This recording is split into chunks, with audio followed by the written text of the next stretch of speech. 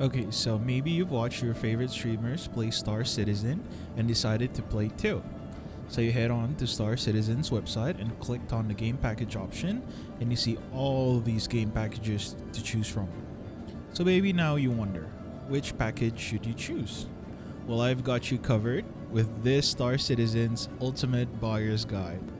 In this video, I'll talk about what you can expect to get playing Star Citizen, what types of starter ships you should consider, types of insurances, and what a subreddit called Star Citizen Trades is. So without further ado, let's get straight into the video. In every multiplayer game you play would have something called a gameplay loop. A gameplay loop is a cycle of action that you would repeat over and over. In Star Citizen, in simple terms, completing a loop would be from A to B. So you would go from A to B and you would do a task in B, which results in you receiving its local currency called AUAC. So I'm just gonna make a diagram for you. So it would be from A to B, and after completing something in B, you would get AUEC. So now you can spend your earned AUEC to buy different types of ships at different types of planets. Here's a list of every single ship that is available in the game right now, and the in-game price would be located right next to the names of each ships. These loops are what makes a game fun and exciting. So what are the types of loops available right now? As of the patch of 3.17.1, there are 4 gameplay loops. First up, we've got delivery. So delivery mission is one of the easiest and simplest gameplay loops available in Star Citizen. All you need to do is to accept a delivery mission, which will then tell you where to go to pick up your first package. Then you would go to point A and land, then walk into the outpost to get your package. After getting your package, all there's left to do is to go back to your ship, fly to point B, land your ship, walk into the drop-off location, and drop off your package. For me, this is the best mission for new players since it helps you familiarize yourself with the controls of your ships. And it also helps you to gauge the planetary flight system with your ships, like how to control your speed while descending or how to land on a planet and so on and so forth. Next up, we've got bounty hunting. Bounty hunting itself is separated into a few categories. There's the VLRT or the very low risk target, and then there's LRT, low risk target, and then there's MRT, HRT, VHRT, and lastly ERT, which is medium, high, very high, and extreme risk target. The amount of AUEC that you get, along with how difficult the fights are, depends on what bounty missions you choose. So here's a clip of me doing a bounty hunting mission with a default loadout of the Cutlass Black.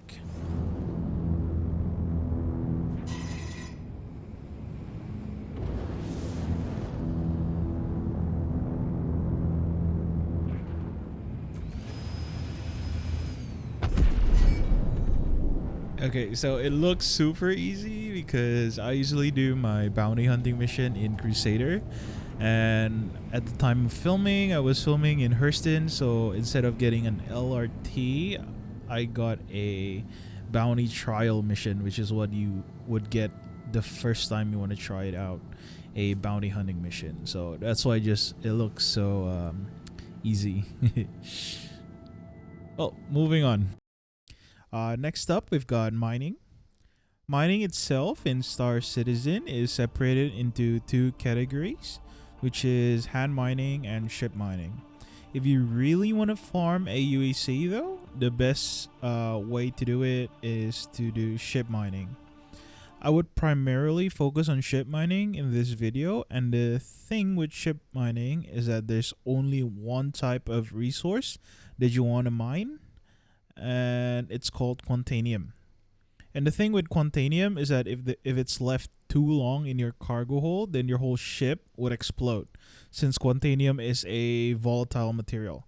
But if you do want to get into quantanium mining and you want to learn how to mine quantanium fast, then you can check out my previous video on how to quantum mine.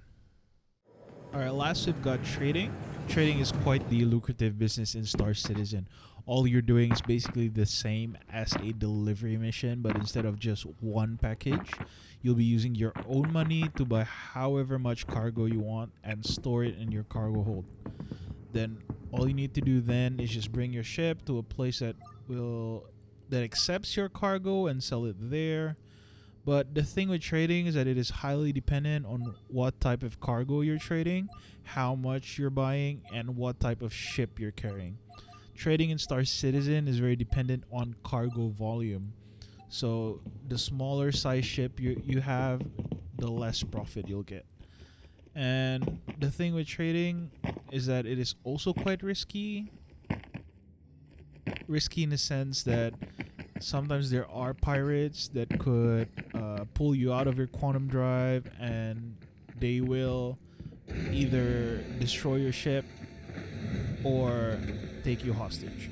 And lastly, the thing with trading is that if you have a high volume of goods, it will take you hours and hours on end just to sell your cargo. So in my opinion, it is not that worth it to do trading runs in Star Citizen, especially if you're just starting out.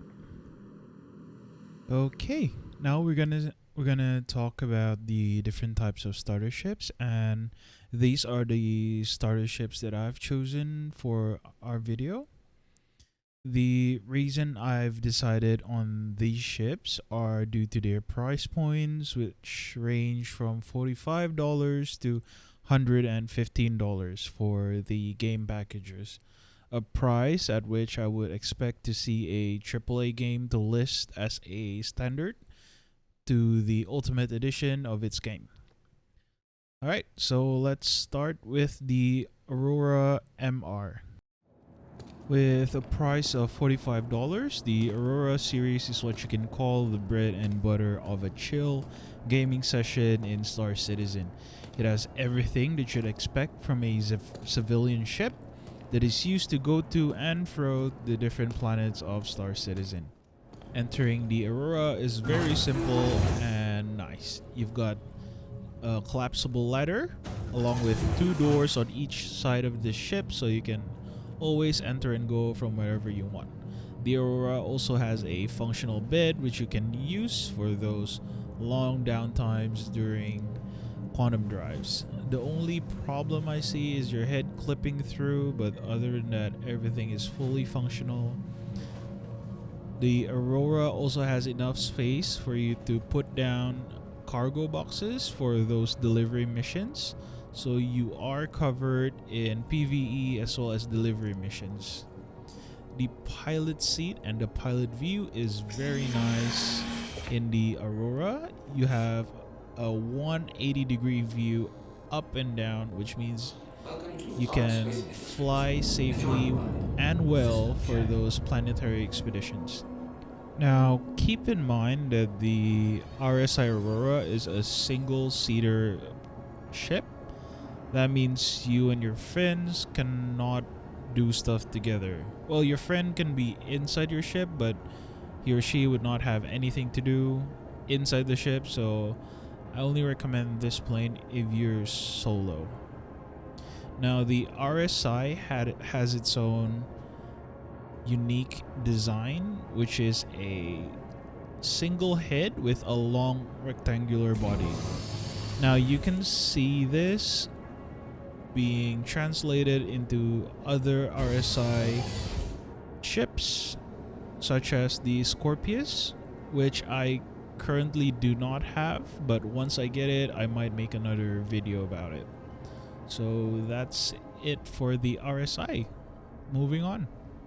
Next up, we've got the Mustang Alpha, which costs the same as the Aurora MR at 45 USD. With a DPS of 554 at its default loadout, it places right in between the Aurora, which has a damage of 390, and the Titan's 1220 DPS. Now, personally, I do not like the Mustang Alpha because it looks like a grasshopper, but not only that, it is supposed to have a cargo hold where you can store your items, but right now the cargo hold itself is broken. I can open and interact with it, but that's the only thing that's happening. You're supposed to be able to put cargo boxes in there in the hold, but right now it is just not functional, which means you cannot do your delivery missions inside your Mustang Alpha. Therefore, I would not recommend you to buy the Mustang Alpha at all at its current state. Now, the cockpit in the Mustang Alpha itself is quite nice with a full forward and upper view, but you cannot look down as well as you would in the Aurora MR. The folded wings itself can be open once you retract your landing gear, but other than that, that's the only cool thing that I can find in the Mustang Alpha. So that's it for the Mustang Alpha. Next up, we've got the Avenger Titan. Personally, I love Titan the best out of all of the starter ships. Coming in at $70 US, the Titan is considered as a light cargo ship with a higher internal storage of 9 SU compared to the Aurora, and also with more weapon counts compared to it too. I personally love the design of the Titan with its curved body type. So let's get into the ship.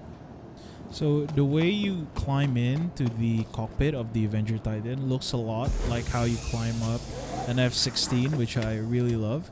So you have a direct access to your cockpit, which means it's a quick and easy access in and out, super simple. Now what I find weird is that there's 2 HOTAS stick for the pilot, which is a bit weird because usually the left side is for the throttle, but maybe it is for something else. So I don't know, I just don't like that part. I do like the worn out look of the console panel, which is really nice.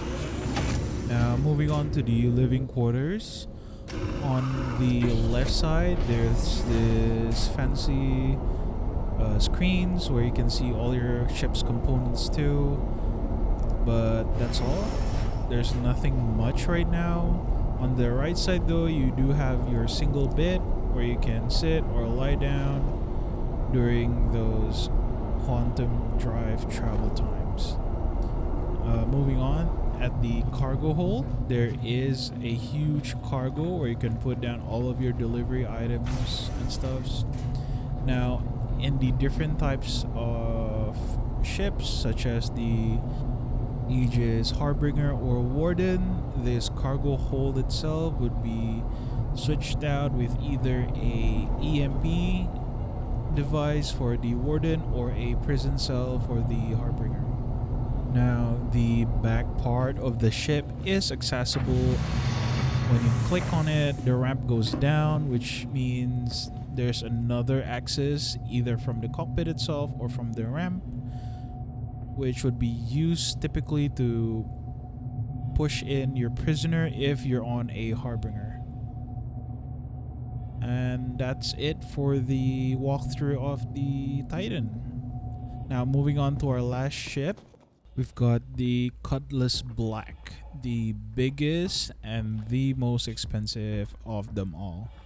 Coming in at 115 USD, the Cutlass Black Also has the biggest cargo space of them all, coming in at 46 SCU, which is 5 times more than our previous highest, the Avenger Titan. The Cutlass has 2 side doors on its side and 1 giant ramp on its back. The Cutlass Black is also the only starter ship here with a multi-crew function, which is rated for 1 to 3 people compared to the others, which is only rated for 1 person. Now, the only way to enter the Cutlass Black is from the rear ramp, where you can push the button to open down the ramp. And I do love the industrial way the Drake Cutlass Black looks. And right after the ramp, there are 6 folded seats if you ever want to have guests over or other crew members. You can give them a place to sit down and maybe chat while you're on your way to other missions. Moving on, we've got the big cargo hold where all of your cargo will be stored if you do buy anything from the trading terminal or when you're out on a delivery mission. There's also an openable side doors.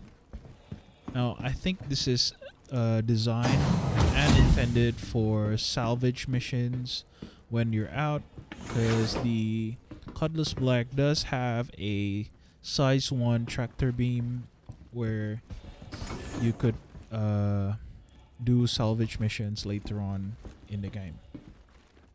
There are 2 bunk beds for your crews to sleep on, so 1 crew does need to be at the steering wheels at all times. The Cutlass Black also does have its own turret, which means there's 1 pilot, 1 co-pilot, and 1 gunner. So it's a 1 to 3 crew size ship where everyone could have something to do. There's also a local locker which is interactable, but right now for some reason it is bugged out. I cannot seem to be able to access the lockers, so it is just currently an aesthetic thing. But you can open up the inventory manually using the I button, where it would open up the inventory and you can swap things in and out real quick. Now, coming on to the cockpit, we've got the co-pilot seat on the back and the pilot seat at the front. The seats do rise up when you enter it, which gives you a really nice, almost 360 view around. But I've got to say that the one with the best view would be your co-pilot.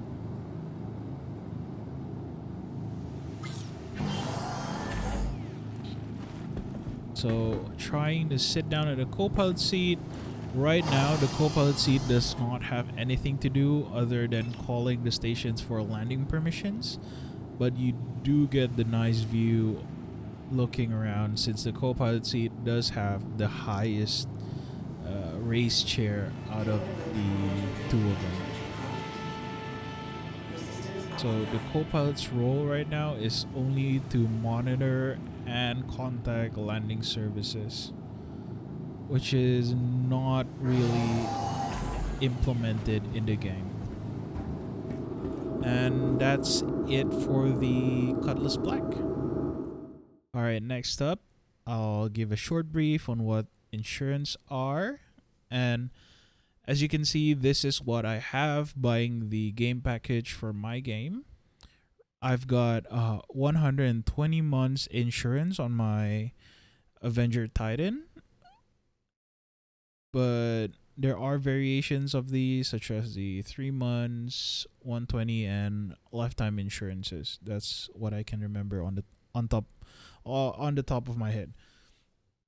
But you don't really need to worry about insurance right now, because as of the time of recording, insurances are worth nothing.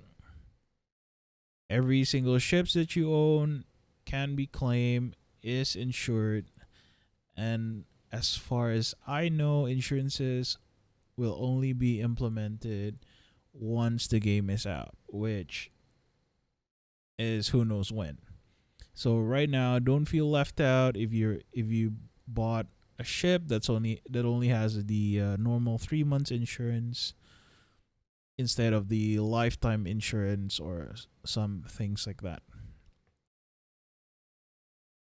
All right, last up, we got the Star Citizen trades.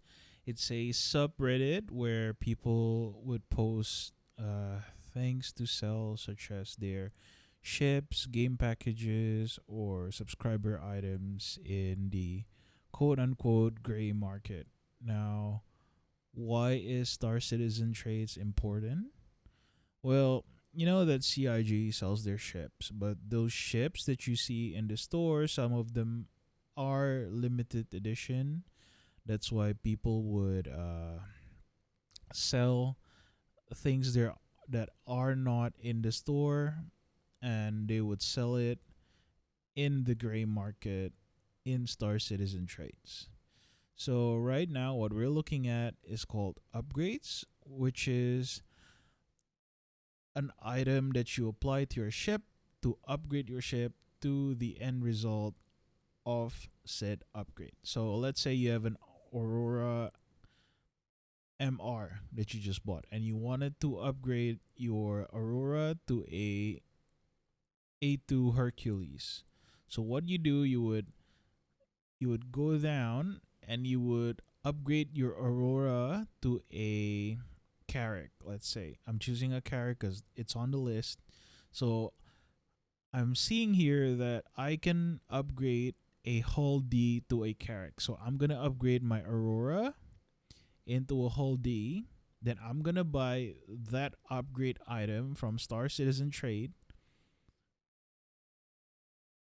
and I would then the seller would then send me or gift me the Hull D to Carrack upgrade. Then I would apply my upgraded Aurora to a Carrack, and then I can buy the Carrack upgrade to a A2 Hercules. Now, you might wonder why would people do that? It's because it is cheaper than straight up buying from CIG. Yes, we have resorted to that. So there's that. And these stores also sell like paints or like limited subscriber items that you that some of you may enjoy, such as a for people who are collectors, they might enjoy it. And that's it for Star Citizen trades. So, what is the conclusion that we can draw from Star Citizen? For me personally, Star Citizen is truly one of a kind, but it also has its own downfalls. That's why you should only buy this game if you're satisfied with its current state and its current gameplay loop. And if you're planning to buy Star Citizen, then the best two starter ships that I could recommend would be either the Titan or the Cutlass Black. Well, I hope this video helped you guys in choosing whether you want to buy Star Citizen and what ship to buy if you choose to. As always, thank you so much for watching, and there's been a massive influx of subscribers. I do appreciate you guys supporting my videos, and I really appreciate the comments too. Please do click on the like button if you feel that this video helped you, and feel free to leave a comment if there's anything you'd like to add or for me to improve. Also, please do subscribe if you feel that I did a really great job. As always, see you next time. Bye.